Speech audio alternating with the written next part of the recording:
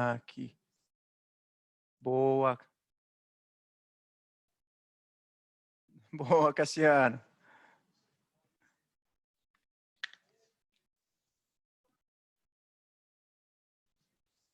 Está muda. Agora sim. Conseguiu aí? Tem coisas que a gente sabe de ações, mas a gente não entende muito de tecnologia. É verdade. Isso aí é uma coisa que está todo mundo aprendendo, está todo mundo precisando aprender a se virar. Nossa, você tá parecendo quando o pai ou a mãe pede para você ajudar lá, né? No negócio, agora somos nós, né? Tudo bem, Cassiano? Tudo bem, vocês? Tudo bem, graças a Deus. A ideia aqui era que você se apresentasse, mostrasse um pouco mais. A gente, só para você, né, ter um pouco mais da que assim, nós já viemos de um background muito grande de bolsa de valores, de ações. A gente sempre tenta explicar para as pessoas o foco do que no longo prazo, né? Coisa que a gente nunca precisou há tempos atrás, há alguns anos atrás, tudo o CDI nosso era gigantesco e agora a gente tem uma nova dinâmica econômica. E aí acabou que, quando você começa a fazer essa transição e acontece uma crise aguda como essa, as pessoas ficam em pânico, porque é a primeira vez, ou as primeiras vezes que estão passando por algo, né? Essa, de certa forma, foi um pouco, né, bastante aguda, né? E isso gerou mais pânico entre as pessoas. Então, o palco é teu, só mesmo para você entender, tem bastante pessoas aqui que já investem em bolsa, mas estão com muitas dúvidas, e aí trazendo você para realmente saná-las. Tá bom. Aqui a gente está falando tanto com assessor quanto com pessoa física, é isso? Isso, com certeza. Investidor, tá bom. Bom, pessoal, primeiro, obrigado aí, queria agradecer a oportunidade de bater esse papo com vocês. E eu tenho falado, a gente tem feito várias dessas conversas com tudo quanto é tipo de investidor institucional, banco, pessoa física. E a gente sempre tem começado falando que assim, qualquer um de nós aqui que chegar com muita certeza para falar qualquer coisa de cenário agora para vocês, cenário prospectivo, acho que está sendo desonesto intelectualmente, né? Acho que o grau de incerteza hoje ainda é muito grande. Essa crise, ela não é a primeira pela qual a gente passa. A ZQuest tem praticamente 20 anos de histórico e as pessoas que lá trabalham têm mais do que isso, boa parte delas. Então, assim, a gente já passou por outros tipos de crise, cara, de crédito, crise de avião batendo em torre, crise de sistema financeiro, crise de países emergentes, teve de tudo quanto é tipo. Mas essa está acontecendo, essa é uma crise que, na verdade, é um grande choque no sistema econômico global, um choque de demanda e de oferta, né? Por conta de um vírus que tranca as pessoas, que obriga as autoridades a trancarem as pessoas em casa. Isso faz com que elas parem a não trabalhar, não gerar renda, não consumir. Então, assim, é um choque recessivo, depressivo global muito grande, que atinge os elos finais da cadeia. Né? Portanto, é um problema de mais difícil solução do que de outras vezes.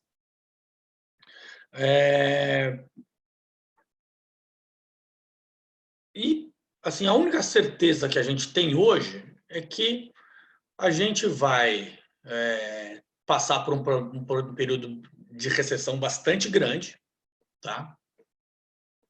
Bastante profunda, temporário, é verdade, mas a gente não sabe dizer quando que a gente vai começar a sair disso, porque essa saída passa necessariamente por nós precisarmos fazer com que as pessoas voltem a produzir, voltem a consumir. E também, e outra certeza que a gente tem é que as pessoas, que os governos vão fazer de tudo, e já estão fazendo de tudo para conseguir reduzir esse impacto, né? Seja através de estímulos monetários e estímulos fiscais. E a gente pode detalhar um pouco do que isso aí, do que os governos estão fazendo. Mas os bancos centrais, os tesouros, de todas as principais economias. Yuri, acho que você está com o canal aberto aí. Valeu. E a única certeza que a gente tem é que essa turma está nos bancos centrais, onde tem espaço para cortar juros, para aumentar a liquidez do mercado, eles estão fazendo. Ao mesmo tempo que todos os tesouros, enquanto eles puderem dar qualquer tipo de estímulo para a pessoa física, para as pequenas e médias empresas, eles vão fazer. E todo mundo está fazendo o possível para segurar isso aqui. Agora, essa grande crise do sistema econômico, e a gente está olhando primeiro do ponto de vista de fundamento, né? Ela acontece num período também único do ponto de vista técnico de investimentos, né? Quando a gente olha o que vinha acontecendo nos últimos 10 anos, pelo menos, no mundo e mais recentemente no Brasil, é que a gente não pode esquecer que 12 anos atrás o mundo passou por uma outra grande crise, ocorrendo no meio do sistema financeiro, que as grandes economias, para saírem daquele buraco,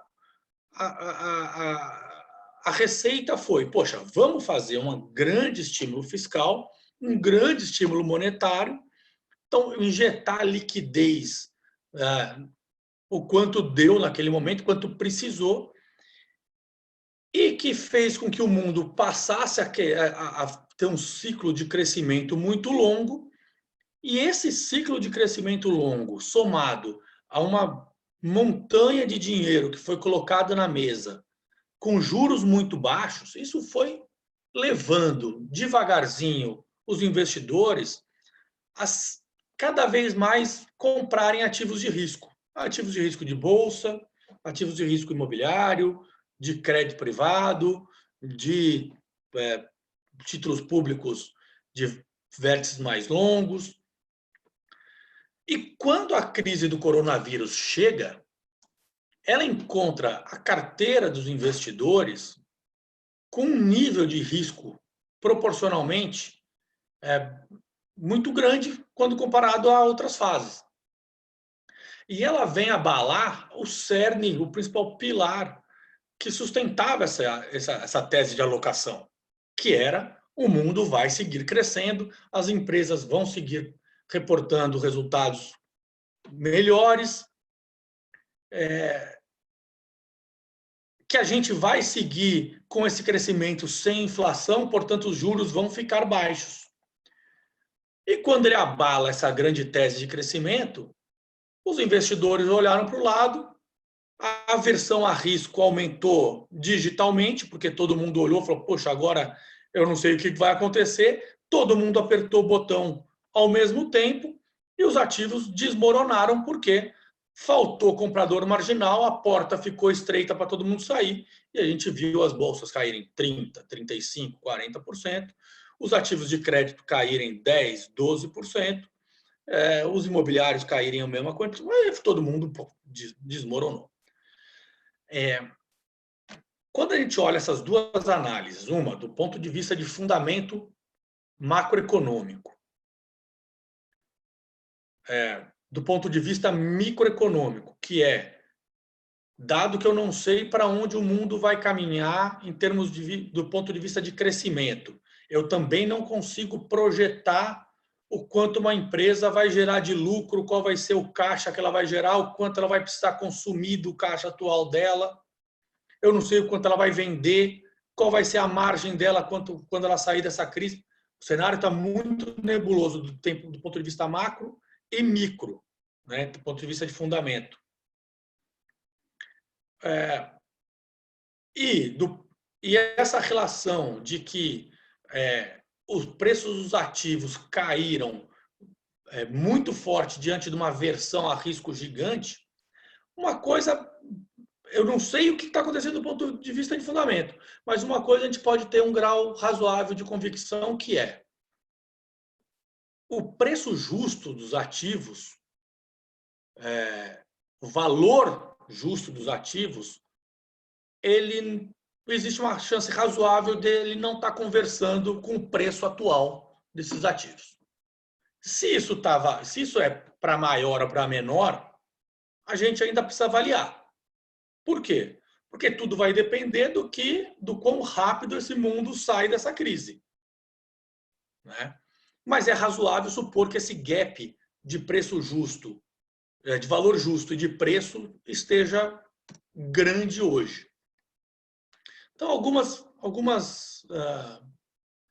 alguns exercícios que a gente consegue saber, que a gente consegue fazer para simular, por exemplo, alguns valores, alguma parte desse diferencial. Quando você olha, por exemplo, o valor da bolsa a, sei lá, 70 e quanto está hoje? 79 mil pontos? Coisa nesse sentido, vai.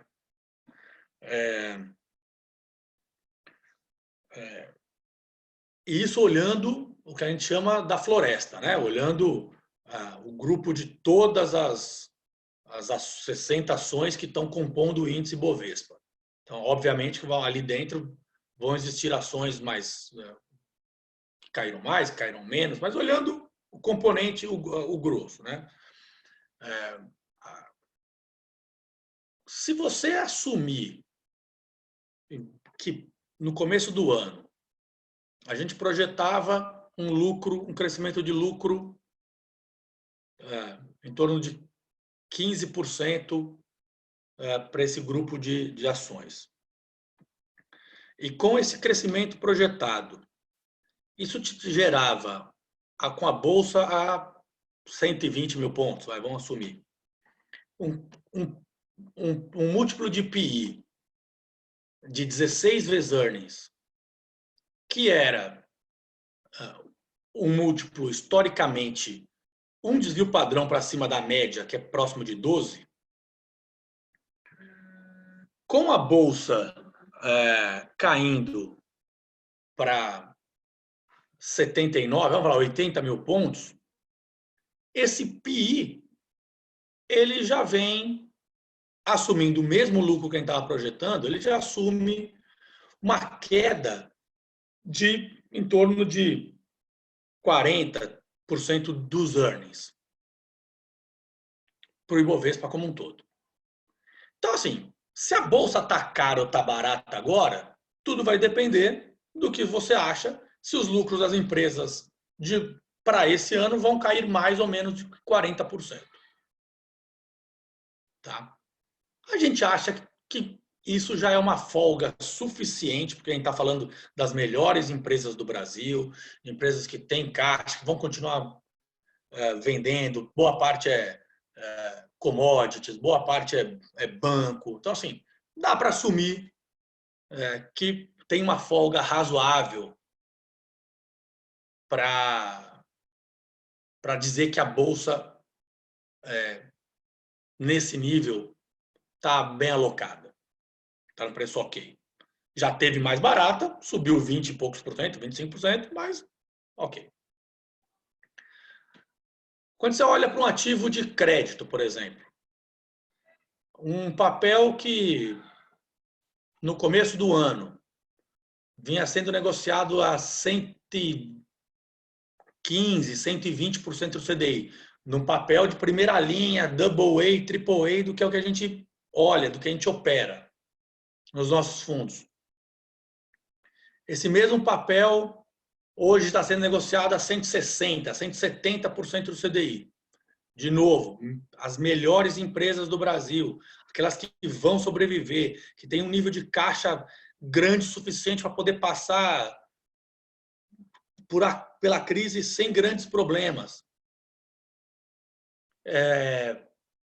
que quando você olha essa abertura de spread de crédito, faz com que esse tipo de papel tenha caído em termos de PU 7, 6, 7%, às vezes 12%.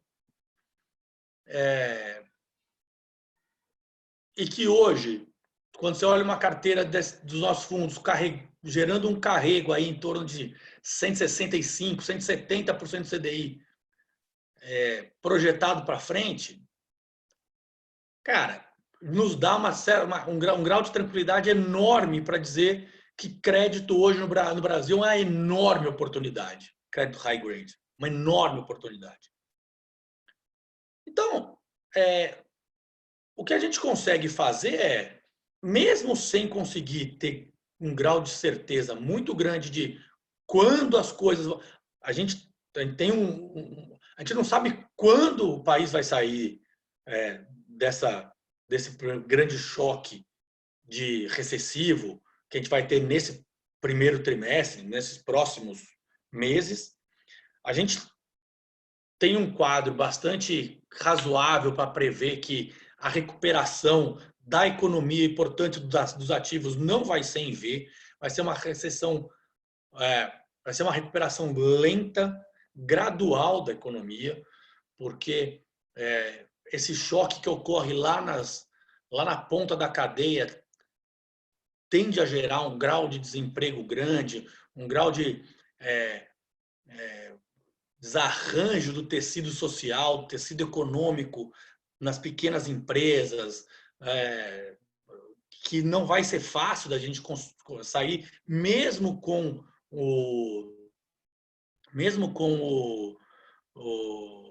todos esses estímulos que estão sendo dados, que vieram numa magnitude gigantesca. Assim, só para você ter uma ideia, o Brasil está fazendo, se você juntar estímulo fiscal, estímulo monetário, a gente está falando de 16% do PIB. É bastante coisa, mas o retorno tende a ser gradual.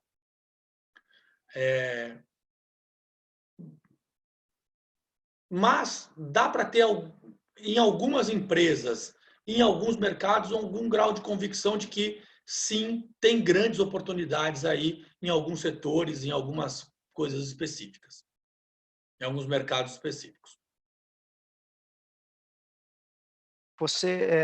Mas um dos setores que a gente vê que mais possivelmente tenham uma dificuldade de caixa, talvez, até pela ruptura que a gente tem de consumo, seria a parte de varejo, que é a parte que talvez seja uma das mais impactadas, junto com a aviação, no caso, né? A aviação é uma dos setores ali que a gente tem uma dificuldade de ver qual seria a recuperação, porque se fala muito na questão da aviação, aquele espaço que não foi vendido naquele momento, ele não vai ser vendido ali na frente, né? O que não foi vendido para trás é igual comercial de televisão. Se você não vendeu aqueles 30 segundos você não consegue vender mais, né? Sim. Então, é um faturamento que esse tem realmente uma ruptura. Você acha que tem alguns segmentos que possam ter essa elasticidade, mas alguma coisa de demanda reprimida? Por exemplo, alguns setores que poderiam, dentro dessa ruptura momentânea, a gente não sabe o tamanho, mas vamos colocar como momentânea, que poderiam ter um efeito elástico, tipo um efeito de conseguir sanar a produção que não foi vendida nesse momento?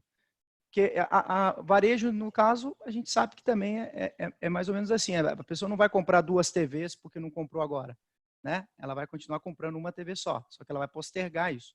Você vê algum setor que tenha essa elasticidade e que possa, como se fosse voltar no tempo, conseguir vender um pouco mais na frente para compensar o tempo atrás? Ou você acha que isso pode não existir para muitos setores? Não, acho que sim. A boa pergunta. Acho que não na mesma magnitude, mas certamente alguns setores, tipo consumo discricionário, você mesmo citou aí, assim, eletroeletrônico. A pessoa estava planejando comprar uma geladeira, ela precisa trocar a geladeira porque a geladeira está batendo o pino. Ela já estava planejando trocar porque ela falava assim, olha, eu já tenho dinheiro, mas eu estou insegura porque o meu vizinho estava perdendo emprego lá em 2016, aí perdeu em 2017, eu não perdi o emprego, mas eu preciso recuperar a minha confiança para certas decisões de consumo voltarem. E eu trocar minha geladeira, que está funcionando de maneira mais ou menos, mas se ela quebrar, eu vou mandar arrumar, não vou trocar. Uhum. O que estava se desenhando para o começo desse ano era uma retomada da atividade econômica e, portanto, algumas decisões de consumo retomarem também. Uhum. Com o coronavírus, essa aversão ao risco, que não é só no investimento, é também no consumo, ele se retrai também na parte do consumo discricionário. A geladeira vai continuar batendo pino e ele não vai trocar ainda. Para ele, mas ele vai precisar trocar, né? Só que para isso ele vai ter que, de um lado, voltar a gerar renda e se sentir confortável de que, olha, eu não vou perder o emprego. Então precisa duas coisas: confiança e renda. Uhum. Talvez primeiro venha a renda e depois venha a confiança. Uhum. Quando isso vai acontecer, o tempo dirá. Mas consumo discricionário me parece um setor onde a demanda fica reprimida. Setor automobilístico, a demanda fica reprimida. Construção civil, a demanda fica reprimida. Tem outras coisas que a demanda se esvai com o tempo, como você mesmo disse. A pessoa não vai voltar e consumir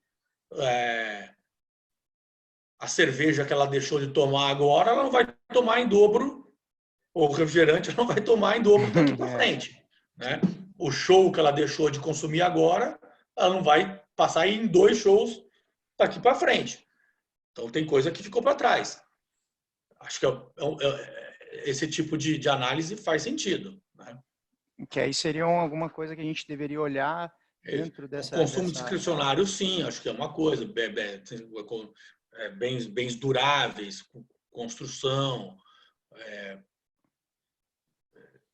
Vamos falar assim, o turismo, o cara deixou de viajar agora, mas as férias dele, ele queria viajar, ele está em lockout, mas ele vai querer viajar no futuro. Né? Não se sabe quando, mas ele vai querer. Uhum. Não acumulou, a viagem já ficou para trás, mas ele vai querer, aquela mesma demanda, ele vai querer viajar. Sim. Mas uma pergunta nisso.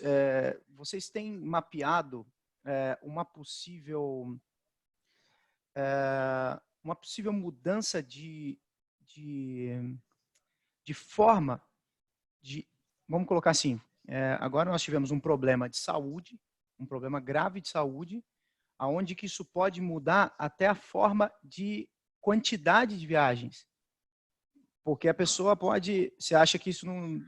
psicologicamente, na população, você não acha que isso sinceramente, pode... a gente não está discutindo isso ainda, cara. Assim, a gente está no meio do olho do furacão. Agora, o foco é a gestão das carteiras, tentar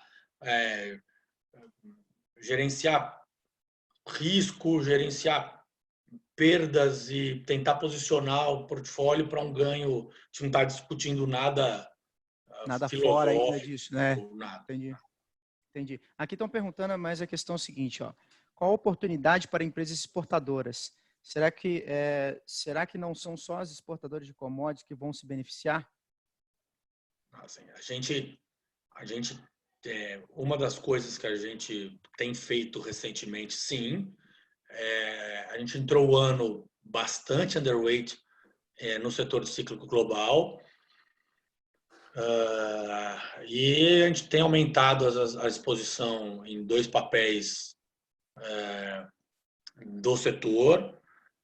Não são bem commodities, uma é commodities, que é a mineração, tem aumentado o Vale, e a gente tem aumentado no setor de proteínas, justamente por entender que a China tende a sair da crise num período mais curto, né, do que o mundo.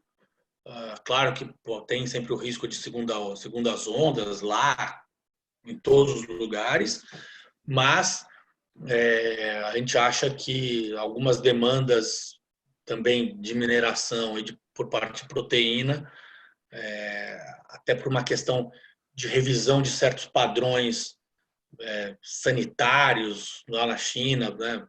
Não pode esquecer que a principal tese do começo da pandemia veio por uma questão do vírus estar em animais silvestres, sabe-se lá qual, mas enfim, é provável que exista uma certa revisão disso e que abra ainda mais o mercado chinês para a carne brasileira, né? Então, tipo, a gente acha que essa demanda, independentemente disso, independente de olhar para frente, nos parece um play bastante seguro agora, né? Faz total sentido. Aqui, ó, tem mais uma pergunta. E vocês conseguem já, ou já estão levantando o impacto em relação ao ganho de produtividade com o uso da tecnologia hoje? Por exemplo, algumas empresas, a maioria das empresas estão funcionando na parte tecnológica hoje. Vocês conseguem já ver alguma coisa intrínseca dentro do Furacão em relação à produtividade ou ainda é muito precoce a gente olhar para isso? Assim, já se discute uma série de coisas, né?